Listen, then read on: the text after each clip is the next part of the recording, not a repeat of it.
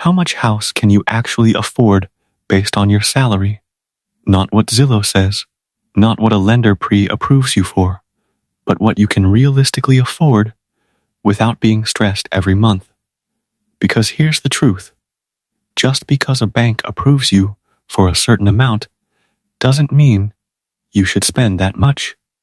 In fact, that's one of the biggest financial mistakes people make. Today, we're breaking down exactly how much house your salary can safely buy in 2026, using real numbers, real math, and smart money rules. Let's start with the most important rule in home buying, the 28-36 rule. This is what most lenders use to determine affordability. The 28% rule says you shouldn't spend more than 28% of your gross monthly income on housing expenses.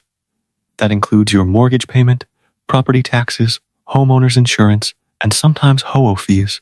The 36% rule says your total debt payments, including your mortgage, car loans, student loans, and credit cards, shouldn't exceed 36% of your gross monthly income. Now let's make this practical.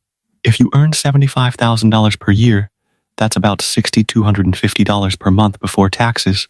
28% of that is about $1,750. That means your total monthly housing cost should ideally stay around $1,750 or less. Now here's where reality hits. In 2026, mortgage rates are still significantly higher than they were a few years ago. That means monthly payments are more expensive, even if home prices haven't skyrocketed. Let's say interest rates are around 6.5 to 7%. At those rates, a $1,750 monthly payment might qualify you for a home around $250,000 to $300,000, depending on your down payment, taxes, and insurance. But here's the part no one talks about. Being approved for a $300,000 home doesn't mean you'll feel comfortable paying for it. Because homeownership includes more than just the mortgage.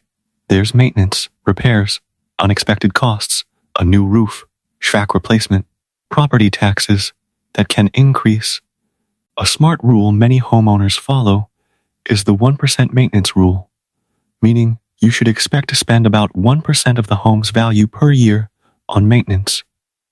On a $300,000 home, that's $3,000 per year, or $250 per month. Now your true housing cost isn't $750, it's closer to $2,000. That changes things. Now let's look at different income levels to make this clearer. If you earn $50,000 per year, your monthly gross income is about $4,166. 28% of that is around $1,166 per month. In today's market, that may put you closer to a $175 to $225,000 home, depending on location and down payment. If you earn $100,000 per year, your monthly gross income is about $8,333. 28% is about $2,333 per month. That could support a home in the $350 to $425,000 range, depending on rates and taxes. But here's where lifestyle matters. Two people making $100,000 per year can afford very different houses. Why? Because of debt. If one person has 0 student loans and no car payment, they have more flexibility. If another person has $800 per month in student loans and a $600 car payment, they may feel house poor very quickly. And being house poor is dangerous. It means most of your income goes toward your home, leaving little room for investing, saving, or enjoying life. Remember, your house is part of your financial plan, not your entire financial plan. Now let's talk about down payments. The more you put down, the less you borrow. If you put 20% down, you avoid private mortgage insurance, also known as ME. ME can add hundreds of dollars per month to your payment, but here's the balance. Should you drain your savings to put 20% down? Not always. It's often smarter to keep an emergency fund and put slightly less down than to be financially fragile after closing. Another factor is property taxes, which vary dramatically by state. Texas has higher property taxes. Florida has insurance challenges. California has high home prices, but different tax structures. So when calculating how much house your salary buys, location changes everything.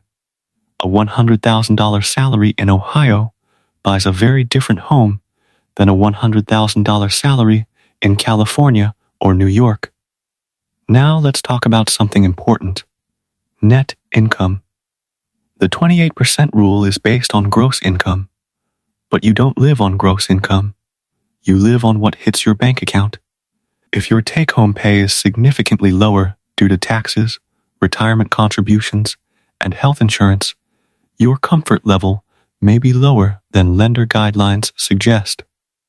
Some financial experts recommend a stricter rule: 25% of take-home pay for housing. That approach gives you breathing room. Breathing room creates peace of mind. Now let's talk about the emotional trap. Many people stretch their budget because they fall in love with a house.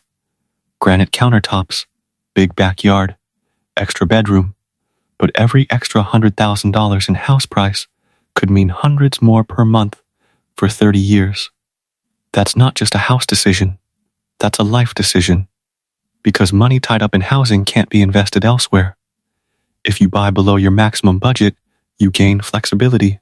You can invest more, travel more, retire earlier. Financial freedom isn't about buying the biggest house you qualify for. It's about buying a house that fits your long-term plan. Now here's a powerful perspective. If your goal is wealth building, your house should not stop you from investing at least 15% of your income for retirement. If your mortgage prevents you from investing consistently, you bought too much house. Let's simplify everything. Here's how to decide how much house you can actually afford. Take your gross monthly income, multiply it by 0.25 to 0.28. Subtract your existing monthly debt payments. Factor in property taxes and insurance in your area. Leave room for maintenance. Keep a 3-6-month emergency fund after closing. If you can do all that and still invest for your future, you're in a strong position. If not, consider lowering your target price. Because the goal isn't just home ownership. The goal is stability, flexibility, and long-term wealth. Banks qualify you based on risk to them. You should qualify yourself based on risk to you. At the end of the day, the question isn't how much house can I buy. The better question is how much house lets me sleep peacefully at night. Buy the house that supports your life, not the one that impresses people online. Because financial stress isn't worth square footage.